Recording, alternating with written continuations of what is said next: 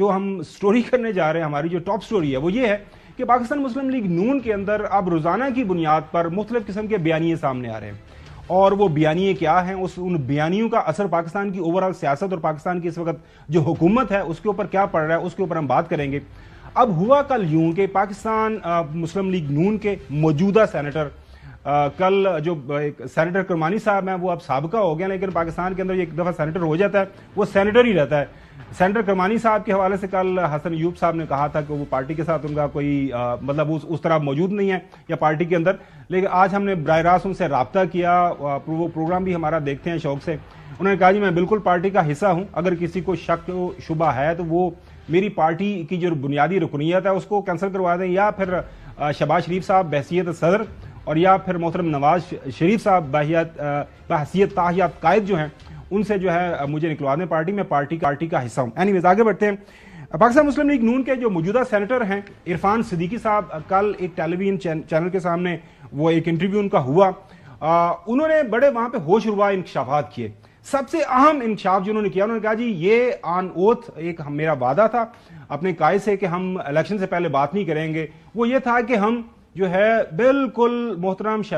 نواز شریف صاحب prime minister بننے کے لیے بالکل ان کا دل راضی نہیں تھا، وہ پرجوش نہیں تھے۔ اس حوالے سے انہوں نے کیا کہا، سنیے ذرا۔ میاں صاحب الیکشن کے نتائج سے قطع نظر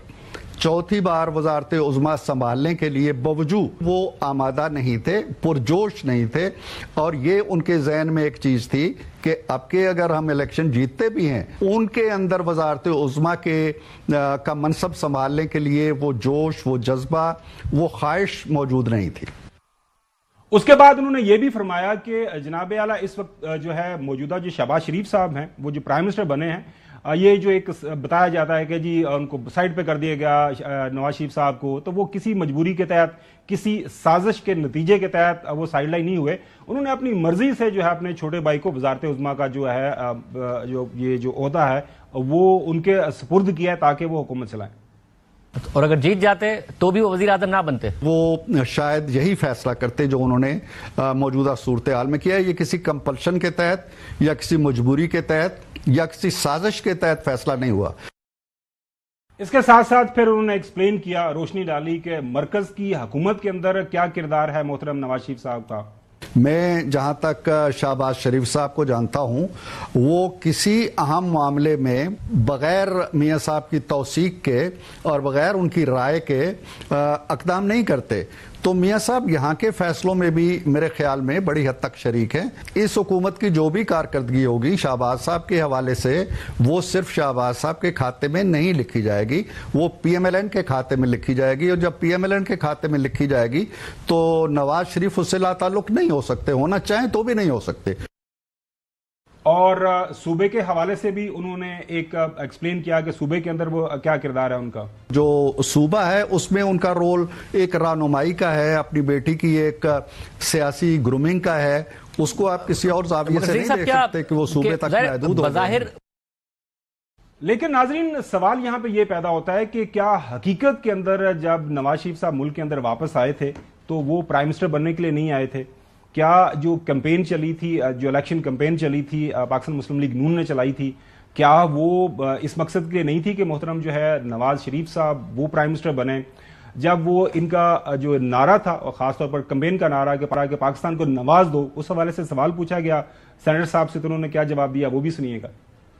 اس نواز کے ہم دو معنی لیتے تھے، ایک نواز شریف ہے اور ایک یہ ہے کہ پاکستان کو آپ نوازیں، پاکستان کو عطا کریں، پاکستان کو بخشیں یہ چیز۔ حسن آپ سے شروع کرتے ہیں، یہ پاکستان مسلم لیگ نون اب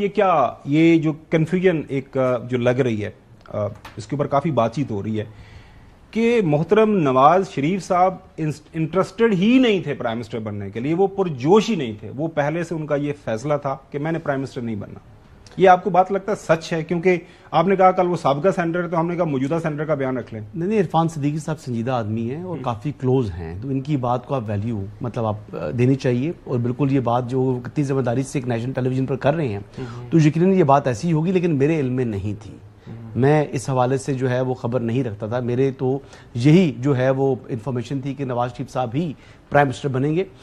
لیکن دوسری بات جو میں کرنا چاہ رہا ہوں کہ آصف کرمانی صاحب نے کہا جی کہ میں ایک لیٹر دے دوں کہ جی وہ ان کی رکنیت ختم ہو چکی ہے. تو محترم آصف کرمانی صاحب, آپ مجھے لیٹسٹ ڈیٹ کے اوپر اپنا کوئی لیٹر لا کے دکھا دیں کہ آپ مسلم لیگ نواز کا حصہ ہیں.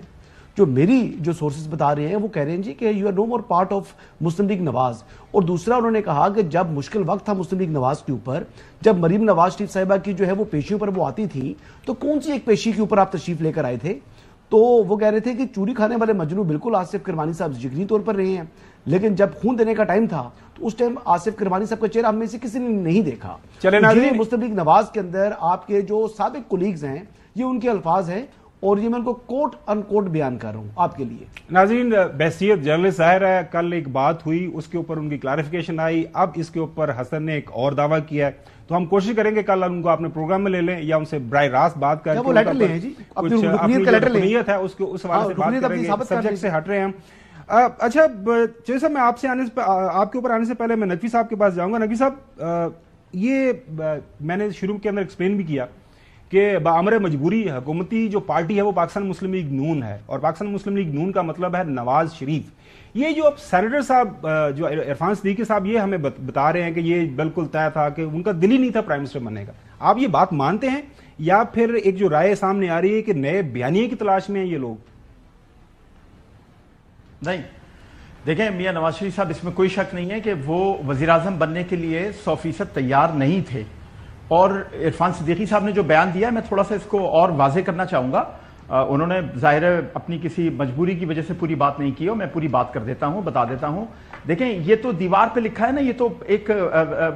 مسلمہ امر تھا کہ پاکستان پیپلز پارٹی سندھ سے بالکل کلین سویپ کرے گی, اور سندھ سے وہ تقریباً تمامی قومی اسمبلی کی نشستیں جیت لے گی, اور جو جماعت سندھ سے 50-60 سیٹیں جیت کر آ سکتی ہے پھر وہ مرکز میں بڑا اہم کردار ادا کرے گی. تو میاں نواز شریف صاحب کو یہ اچھی طرح پتا تھا کہ جو بھی حکومت بنے گی وہ کوalition میں ہوگی, اور میاں نواز شریف صاحب ایک کوalition کی حکومت کے سربراہ نہیں بننا چاہتے تھے. اس کی وجہ جو سب سے بڑی تھی وہ یہ تھی کہ 16 مہینے پاکستان پیپلز پارٹی اور میاں شہباز شریف صاحب کی جو حکومت چلی, اس کے درمیان جو بھی ورکنگ ریلیشن شپ بنا, ٹھیک ہے الیکشن کیمپین میں کس نے کیا باتیں کی وہ ایک پولیٹیکل